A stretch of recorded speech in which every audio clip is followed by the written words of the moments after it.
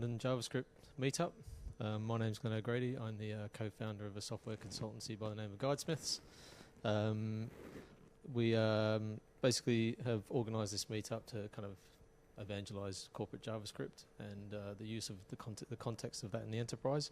So we hope to obviously grow bigger than what we've got today.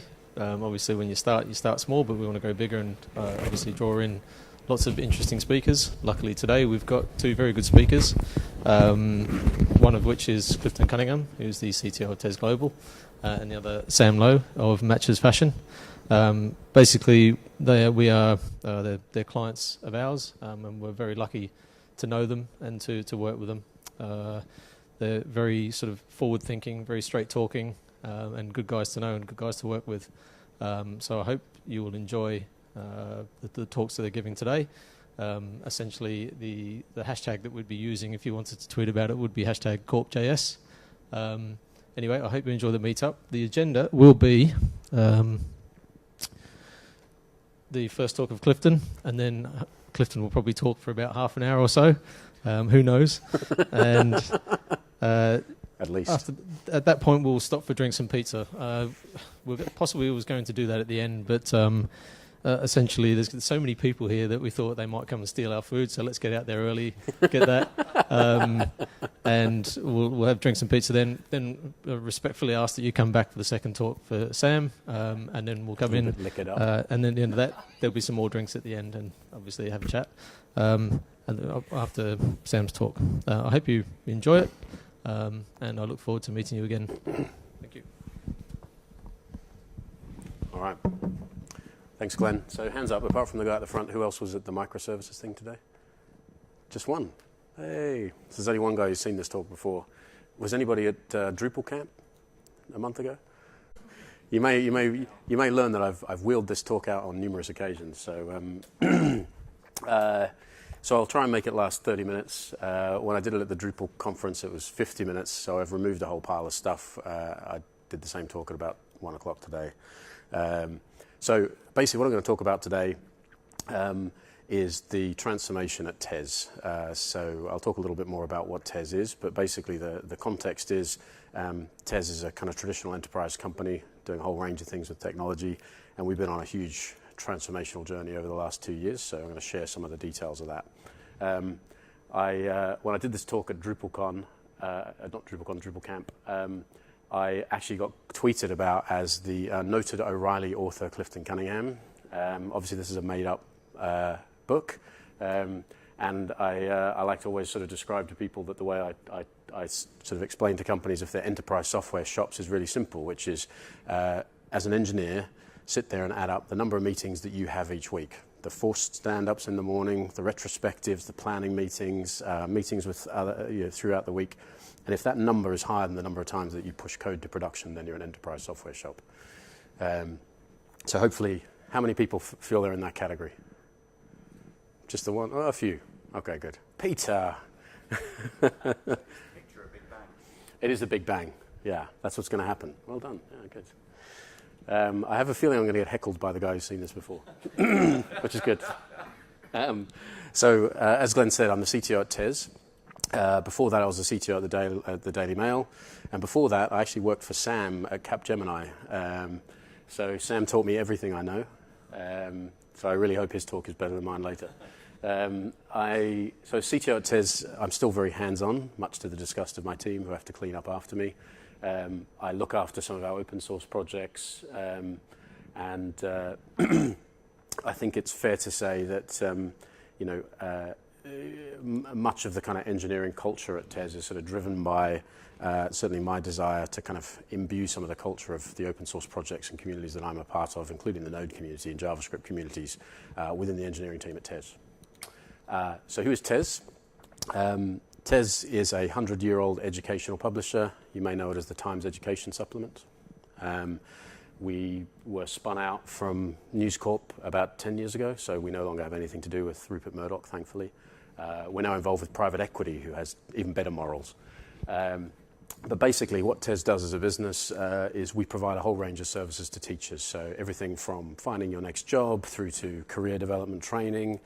We have a teaching resources marketplace where you can buy and sell resources from other teachers, and a very active forum and community, among other things. And then we have a sister business of that, which I won't talk much about today, the Times Higher Education, which again is another magazine, as well as online site. But underpinning that is a business called the World University Rankings, where every year, actually every month now, we publish rankings of universities based on a whole set of factors and data sets that basically are triggered by the need for universities to understand how they compare to each other, primarily so they can attract international students. You can imagine that the value of a student from China or India is enormous because they pay full fees, and hence there's a hugely competitive market trying to attract those students. So that's TES. What did TES look like when I joined? There's actually someone in this room who worked for TES when I joined, Amir. So I've got to watch what I say here. In the beginning, this is about 2 years ago, so I'd finished at the Daily Mail. Some of you may have seen talks I've done at the Daily Mail about some of the transformation there. So I'd sort of finished the Daily Mail, felt that I'd achieved a huge amount trying to get that organisation into a better place. And then I got approached for this role, and the opportunity was too good to pass up. So I left this organisation where I had managed to attract all these great engineers, got the culture into the right place, exited that, and stepped into something from about 10 to 15 years ago. So the bulk of the software stack was all Microsoft, like everything was Microsoft, which isn't necessarily a bad decision, it's just what it was. It was incredibly fear-based, so there was a huge amount of bureaucracy around releases. So every single thing that went on had tons of meetings. We had change advisory boards. We had a head of risk who assessed every change to the technology platform based against a change calendar. The default approach to software development was actually about taking a packaged software off the shelf and modifying it, because somehow that's safer if you take someone else's licensed product that they supposedly support, and then you apply all of your own bespoke additions in and around it. And there's this sort of view that all of these support agreements and SLAs that existed around these packaged product solutions somehow gave us some sort of security in terms of the way that our businesses operated. In addition, I had lots of people. So not only did I have engineers who did things, I had business analysts, I had risk managers, program managers, release managers, web operation teams, project managers. I had an architecture team. Many of these things will be familiar to you. I mean, hands up if this sort of describes the sort of people who exist where you guys work. Yep, good. It goes without saying that the kind of process, if you kind of put yourself in that mindset of, everything's driven by fear. What happens if we break production? What happens if we get it wrong? And all of these people, many of whom who are very intelligent, very capable, are all focused about not getting it wrong. So needless to say, releases didn't happen very often. They did happen, but they were certainly done with a lot of fanfare. They were big. And the stack was very monolithic. So it probably sounds very familiar. So I got brought in by TPG. I was given a window. TES needs to be a pure play digital business that's kind of recognized for its digital products with a platform that enables international growth. So the whole trajectory of this business is slightly stodgy old English publisher with at its heart a whole pile of assets. We do things for teachers that no other company does. We need to make that global. We need to grow that with really, really aggressive growth plans. We can only do that if our technology platform supports that growth. So I had a window of about 18 months to basically turn that all around. What does it look like today? So we're about 2 years on. I'm not going to tell you how close to the 18 months I was. But today, everything that we have now is on AWS. So I think literally this week, actually, we migrated the final service off our legacy infrastructure. Everything, excluding Drupal, which I'll put to one side, is deployed as Node microservices. We use continuous delivery. We have immutable infrastructure, mostly. We're heavy users and contributors to open source, certainly around the Node community. I also have some Drupal 8 core contributors working for me now, so a very big cultural shift in that direction, and we really focus on this idea of small empowered teams, which by any measure is a huge change within 18 months. So, how do I get there? So this is the point where I sit here and say, any one of you at some future point in your career could be called on to join a company like TES, and within 18 months, make the same sort of transformation. Maybe you never want to do that, but let's just run with it. What were the ingredients? What advice would I give you around following in my footsteps and maybe doing some of the same changes? So I look back, and I think actually the 5 things that are most important in affecting the sort of change that we've done at TES and obviously previously at the Mail are these 5 things. And some of them are purposefully a little bit controversial. The idea here is that you don't have to implement all of them. If you do, you'll be moving very quickly. But if you implement a few, you'll be in a much better place than you are today. So even just sort of taking some of these can help you. So the first of these is programmer anarchy. What's programmer anarchy? Has anybody heard of this? You have. Good. He was listening this morning. So programmer anarchy is kind of a concept that Fred George, who worked with me at the Mail, came up with at a company called Forward. He's been talking about it for a while. He kind of also describes it as like aggressive agile. And basically the idea is incredibly simple. Most software projects succeed because at the heart of the team that delivers those, there's a core group of people who are both empowered, know what they're doing, and are capable enough, to get on with it and deliver the project. So how about if we just take that to an extreme and say, let's set our entire organization up that way. So programmer anarchy. We did this at the Mail. It worked. It really helped transform the culture. So what does it look like at TES? The answer is you can remove a lot of roles. Okay? So if you exist in a world where suddenly you say, actually, what we're really going to focus on here is trying to remove all of the things that stop teams delivering working software. Okay? So we're going to try and remove the fear element. We're going to put teams back in control. So I don't really need architects, because the reality is the engineers should be capable of doing this. Certainly risk, release, web operations, all these things become things that actually need to be the responsibility of the engineering teams pushing code live. I will have a caveat, which I didn't say this morning, which is for our internal business systems, this doesn't apply. My payroll system, I have business analysts, I have architects. This is purely about our digital business and the digital web platform, the stuff that we deliver to consumers. That would be interesting. I saw a guy today who builds payroll software who arguably kind of works something close to this. So I'm not sure whether that's exciting or scary. Both. So how does that work in practice? It's quite simple. We set up small teams, and those teams sort of typically have this shape. There's some exceptions, but basically this is what we try and aim for. There's kind of 3 roles that have the most important interaction. You have the engineer who's responsible for getting stuff done. Like unambiguously, this person is responsible for writing code, ensuring the quality of that code, and getting that code into production. And then finally, if it breaks in production, it's their job to fix it. They're supported by a person who can help them, explain what it should look like and how it should function, the UX design person. I've met few engineers who are capable of doing both. There are some. And then most importantly, both of those people work very closely with a customer or a pseudo-representative of the customer who helps them understand what's important. And then finally, underneath all of that, we typically have a project manager. We often call them delivery managers at TES, where their primary role is to basically remove anything that's a blocker for the rest of the people. Okay? So by no means is the project manager the one setting the deadlines. They're not the ones telling people what to do on a daily basis. They're really just making sure that everybody else has everything they need to get the job done. And these people sit together and are part of a team.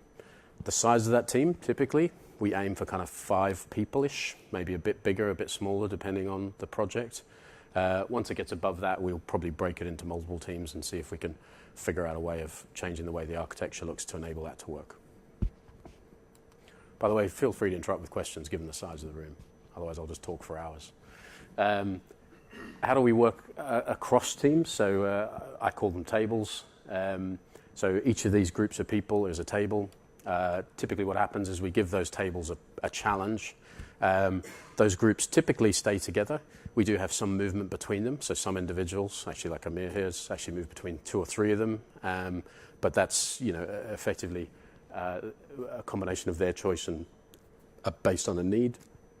But mostly what we try and do is keep teams together, and we just keep giving them new challenges.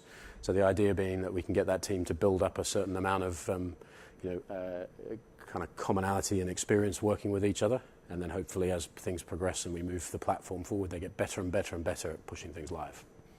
So in terms of scale, I have about 20 engineers in London, 10 in San Francisco, and then a handful scattered around the rest of the world, mostly Europe. So we're not huge by any measure. So that's Programmer Anarchy. Maybe a bit far for many organizations, but actually the benefits that it provides, even if you can do it in at a small scale within some projects, can be huge. The reality is that a group of actually properly engaged, empowered engineers who feel they own the product and own the problem are always going to do a better job than people who are just sitting there working through a task list based on a process like Scrum, without doubt.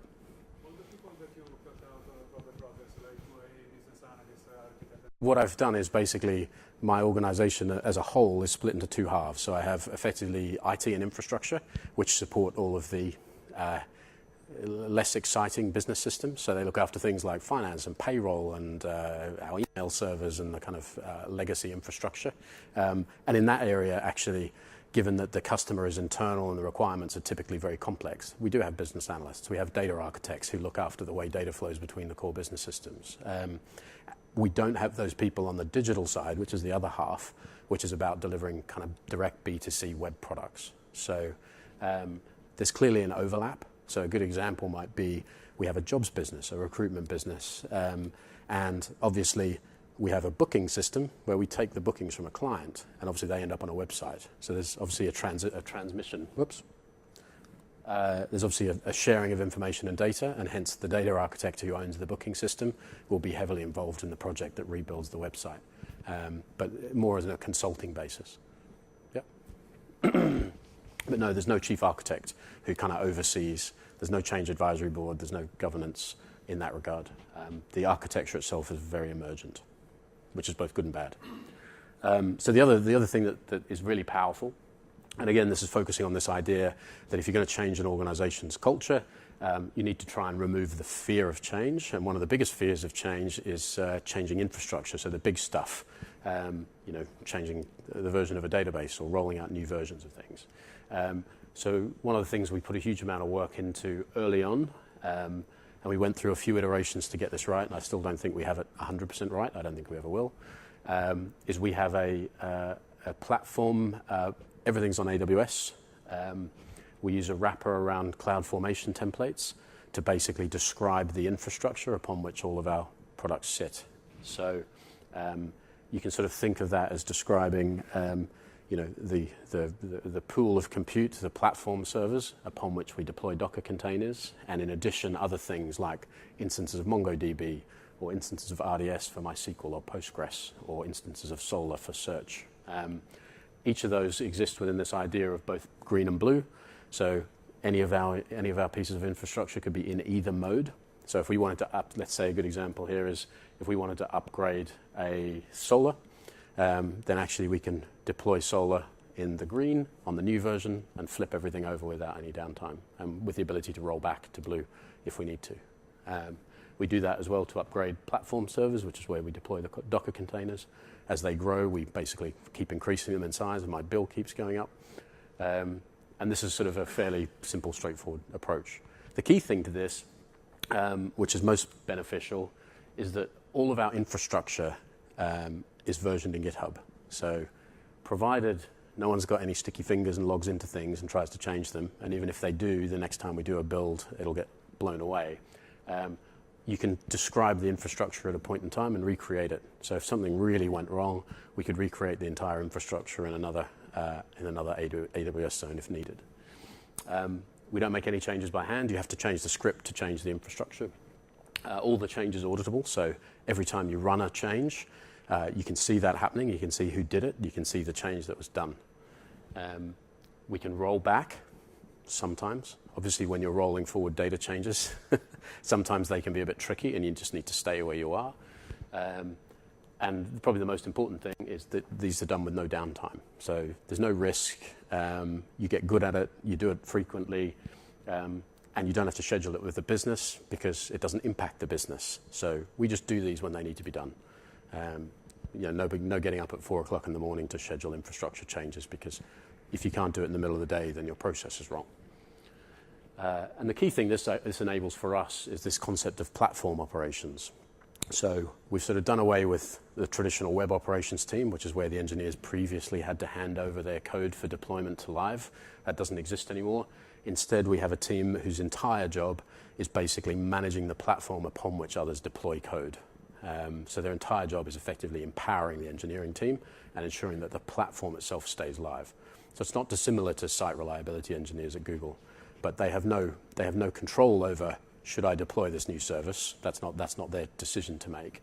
But it is their responsibility to ensure that everything that service needs to exist is up and reliable. So what's next? Continuous delivery.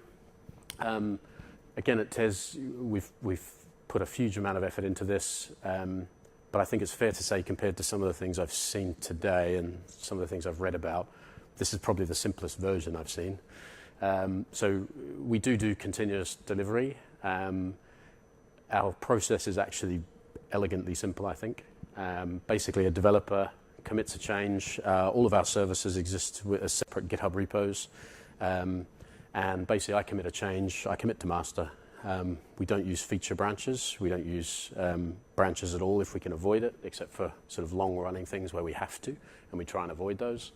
As soon as you commit to master, it gets built in Jenkins. The build process basically is we always build the codes. Certainly now, we build the codes in the Docker container and run the tests in the container. When we first started, we were basically pulling the code down on Jenkins and running all the tests locally on Jenkins. And then once the tests passed, we'd build the Docker container. We switched that around so that basically everything happens in the container. And that sort of gives us a lot more flexibility, particularly around running multiple node versions at any one time. So anyone who's used Node in anger, particularly in the last year when Node versions have gone a hockey stick curve in terms of number of releases, we've got a lot of Node versions running. And obviously, if you've got a server like Jenkins where it's building various versions, you can imagine what's going to happen with NPM caches and other things. So we use Docker containers to isolate that as well on build and test.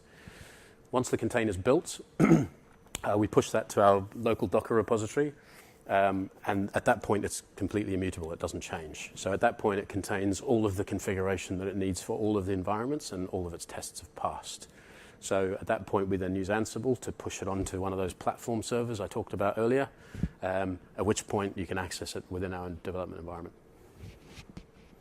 Looks like you got all of the tests. Yep. So because you're going to need some tests that test. Typically, the tests that run in the Docker container are ones that are isolated to a specific service. That's not always the case. I have seen some examples, which are controversial even with our team, of services that will interact with services in the dev environment to run their tests. But mostly, they're effectively unit tests. So we have another type of project, which typically gets built. We call them test suites. And most of the time, what these are things that drive Selenium or something like that effectively operate across a set of services. They get deployed as effectively different jobs in Jenkins and run on a periodic basis, post builds or others. And they kind of act as integration tests. Without doubt, those are the tests that are almost always failing. So as you'd expect, I guess. Promotion at that point is really easy. Once it's in development, you're okay with it. We basically use Jenkins. There's a promotion plugin in Jenkins. You go into the specific build, you hit promote to stage 1. Once that succeeds, you can then hit the button again, and it then gets pushed to live. So the kind of process as an engineer is really simple. If there was a fix I had to make right now, I could commit it to master, wait a couple of minutes for the Docker container to build to go to dev. Once it's there, check it, and then I can promote it to live within a couple of minutes. Probably I deleted all the tests. Who knows? Maybe a huge feature added. Steve, you built this service. Guidesmiths helped us build this service. So maybe. Sorry? I knew there was going to be a point in this talk where I could put Steve on the hook.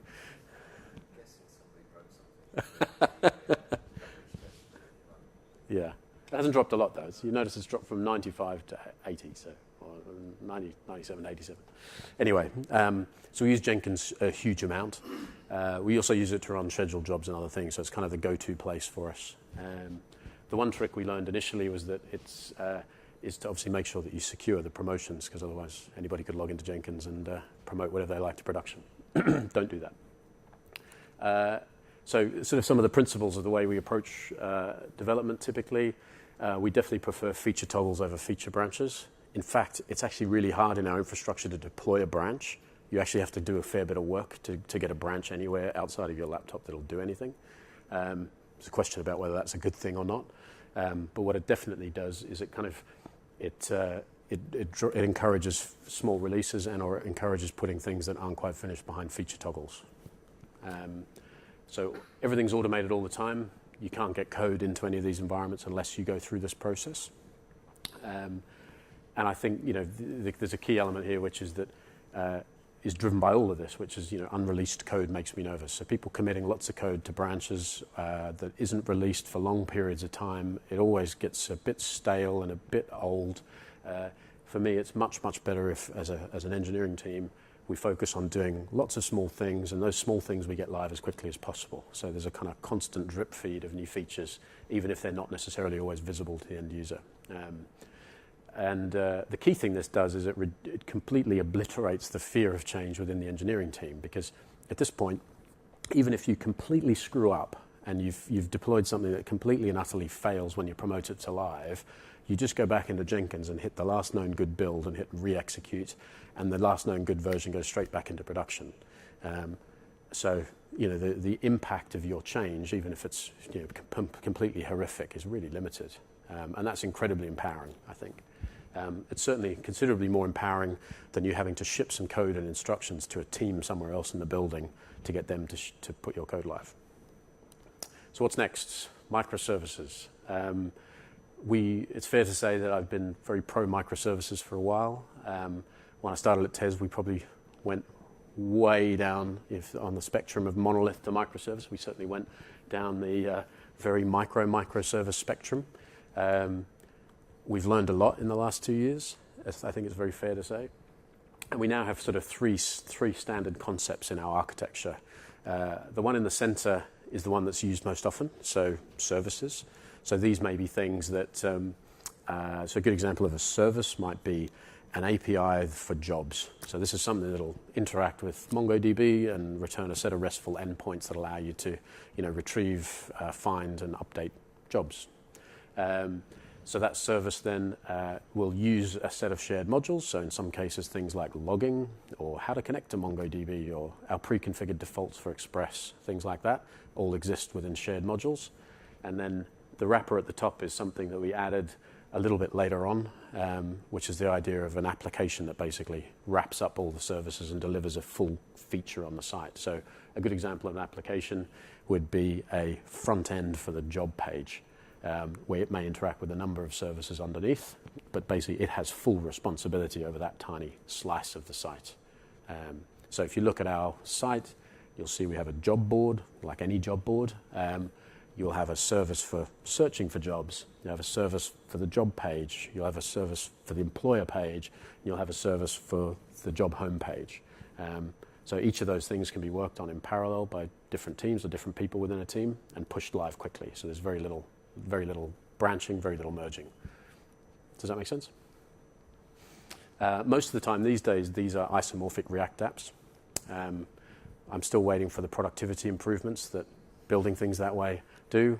I've certainly had some much more interesting conversations around ISO, alt, Flux, Redux, sagas, and various other stuff, but everybody seems to like it.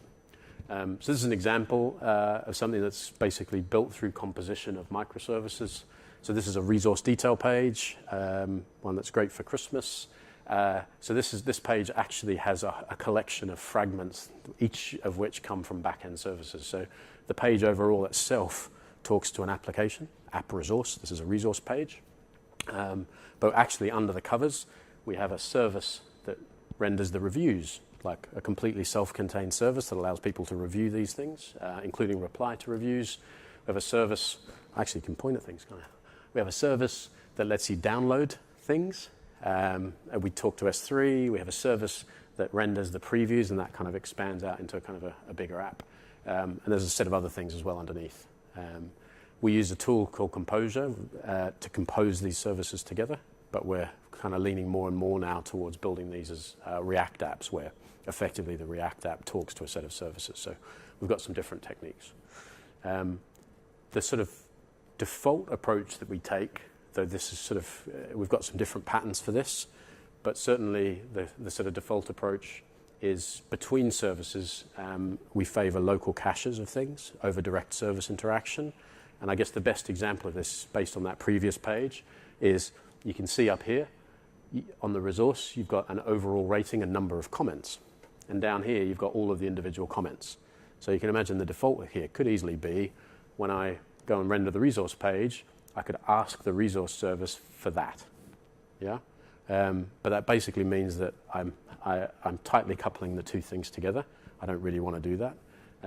So in fact, what we do is something slightly different, which is every time a comment gets created, we publish that information onto a message bus, and we maintain a local cache in the resources land of what the overall rating and total number of comments is for a resource. So when we're rendering a resource, that service is completely, effectively isolated. It doesn't have to interact with the review service to render the page. So actually, as of today, I think if you visited our site today, we're having a lot of problems with this. And all you see on the page, because of the way we've done it, is this section doesn't appear. Yeah? But the rest of the page is completely fine. It also means that you can still search by ratings, because that's all cached against the resource. You don't have to worry about the review service. That gives us a certain amount of reliability when things start to fall over. It's very, very rare that you get the entire thing falling over. You tend to just kind of degrade as certain features fail.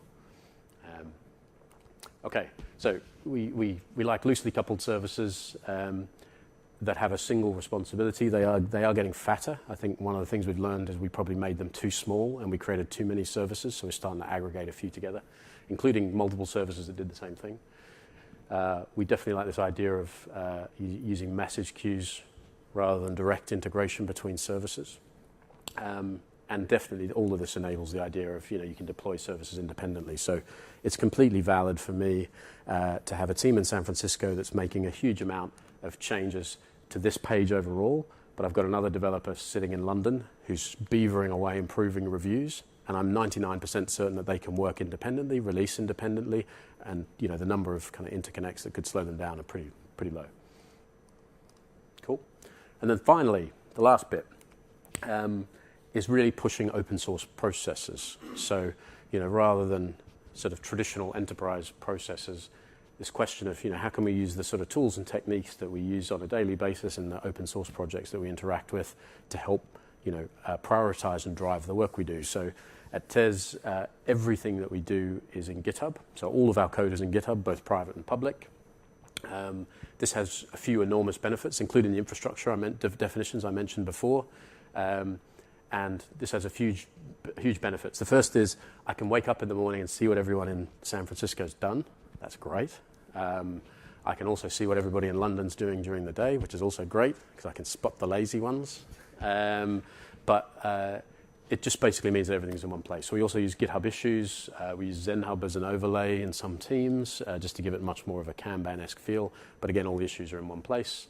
All of our documentation, where it exists, is in GitHub, in READMEs. And I think we're getting slowly but surely better at ensuring that everything actually has a document of some sort. So sort of from a process perspective, we definitely favor the idea that everything, as much as we can, be online. We typically go for pull requests over formal code reviews, so we don't do formal code reviews. If teams want them, e.g. there's junior members, or we're making big changes, then we'll just submit a pull request the same way you would in an open source project. We very much over transparency and discussion, so it's completely fine for any engineer in any team, if he sees a pull request or he sees a change or a discussion starts, to get involved. Like, that's completely okay, and it happens all the time. including me. I often butt into conversations. Everybody likes that, I'm sure. I think supporting that, the idea is that the processes are really simple. So, we sort of try and have a fairly simple flow-based process. We don't use any overly bureaucratic things like Scrum. Teams do have stand-ups, they do have retrospectives, but they're not on a kind of a formal basis in the way that sort of Scrum dictates. So they're done as needed when the team feels that they deliver value. Yep. The other thing that we're pushing towards more and more is remote first. So a lot of our team members are remote, and some of our teams are entirely remote. So we're slowly but surely getting better with tooling and other things to try and make that work. And I think that has a big impact on the culture, where it's easy for me to support people either working from home if their circumstances changes, or if they're international, they can go work wherever they came from, including Australia maybe. So to recap, these are all the things I think are important. I definitely couldn't have changed TES without doing all of these things. It would be a very different company, I think. But I think if you're going to take something back to your organizations after today, I'd probably, you could pick any of these, I think. They're loosely ordered in the things I think are most important. Far away, Eugene.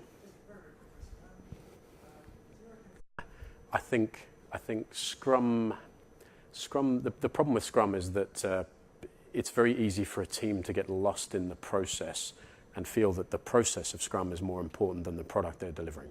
Scrum fundamentalists. Yeah. It doesn't always happen because it depends on the team, it depends on the culture. But the reality is I'd much prefer it if I just had a team of people who knew what they were doing, who understood the impact of their decisions, e.g. how they worked and the process by which they worked, and they decided what process worked for them. Yep. Sure, I get the do you mean like of a service if we're building something? We try and release early and often. So good example, Steve, the guys from Guidesmiths, are helping us on a project now where we're building for the first ever time. So we earn a lot of money from schools advertising on our site. And at no point in the last decade have we ever given schools the ability to log in there to the site and see the performance of the things that they buy from us, which is a bit scary if you think about it. So we're building this application for schools. And obviously this has all the hallmarks of one of those enterprise projects where we've got all this pent-up internal demand of, imagine all the things we could build. We could do X, we could do Y, we could do Z, it could be amazing. You could have design by committee and the executive, and before you know it, you've got a 12-month program, as long as your arm, of features to deliver. Instead, we took a different approach, which is we looked at all the things that we already had live that perhaps weren't aggregated for a school. And we did a very rapid 4-week build, and the 4 weeks was just purely, that's just how long it took to aggregate all those existing things and put it in the hands of our customers. And at that point, we're now getting feedback about what additional features to add. So we try and avoid the idea of, building things that people don't use or go badly by not building them in the first place. Doesn't always work because there's always internal politics where sometimes you have to build things because you're being told to by your CEO. Cool. Good. Any other questions? Because that's me. Cool. I hope it wasn't too boring the second time around. Far away. Sure. Yep. There's actually, I think, a talk I did at Full Stack that's online talking about Bosco. But basically, one of the challenges we had when we first started was, the team we had when we first kind of kicked off the first big project really went to town creating a shed load of services. Like, we created services for everything. And the thing that immediately became apparent was, even in a small team that was all sitting together, was how do you get the changes from everybody around you, right? Because suddenly it's not like you just come in the morning, you've got one Git repo, you do a Git pull, and suddenly you've got everybody's changes.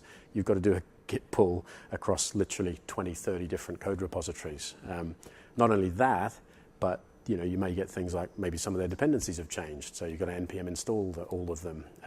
You've got to run them all, because obviously to get the environment running on your workstation, you have to run all of the services that are required to serve that vertical piece that you might be building. So we basically started by writing a few bash scripts that helped with that. And then as that matured, we basically translated all the bash scripts into JavaScript.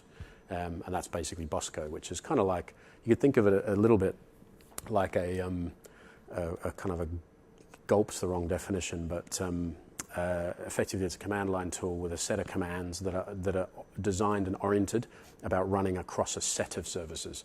So whereas something like gulp or grunt or webpack or anything else basically run commands in a single service, and that's the only way they'll operate, Bosco basically does that across a set of services for you. So it interacts with those tools. So we use it to basically, if you set up a team, you'll basically add all the repos for that team into GitHub. Bosco pulls down all the repos. You can have it do pull, clone, npm install. It'll run them all up.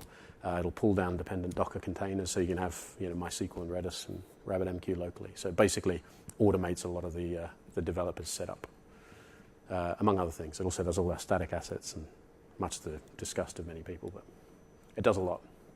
So if you're playing around with microservices and they're all node-based and Docker-based, have a look.